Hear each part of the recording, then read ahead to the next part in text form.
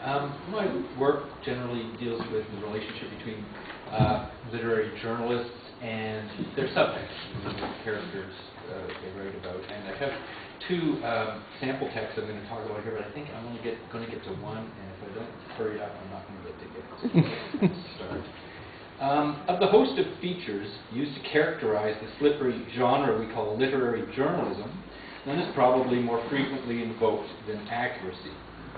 Journalistic accuracy, however, is comprised of many elements, and its violation can take many forms, from the sloppy reporting of facts or the misrepresentation of their relative significance, to the outright fabrication of quotations, sources, and even in the most outrageous instances of entire stories.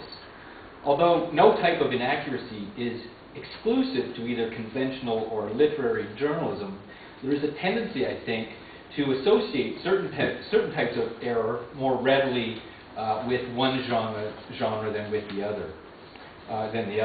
It's sort of a default position that while we assume the daily reporter is susceptible to errors of haste, literary journalists' transgressions arise from an ever-present enticement to invent, encouraged by the literary dimension of the work.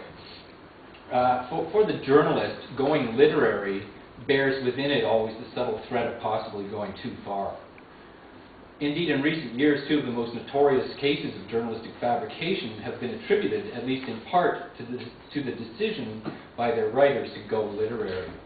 In 1998, Stephen Glass was a 25-year-old associate editor with the New Republic when it was discovered that he had made up in whole or in part 27 of the 41 stories he had written for the magazine, including the story which was his undoing. If you saw Shattered Glass, you know this story well. The story which was his undoing, which was an account of an audacious 15-year-old computer whiz rewarded with a lucrative position by the very high-tech company whose computer system he had hacked.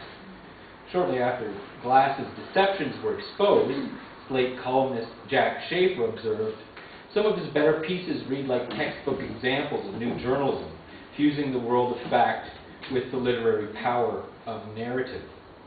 An article published in the alumni newsletter of the University of Pittsburgh, where Glass had edited the student newspaper, blamed Glass's deceptive practices on the fact that he had become overly enamored with literary journalism.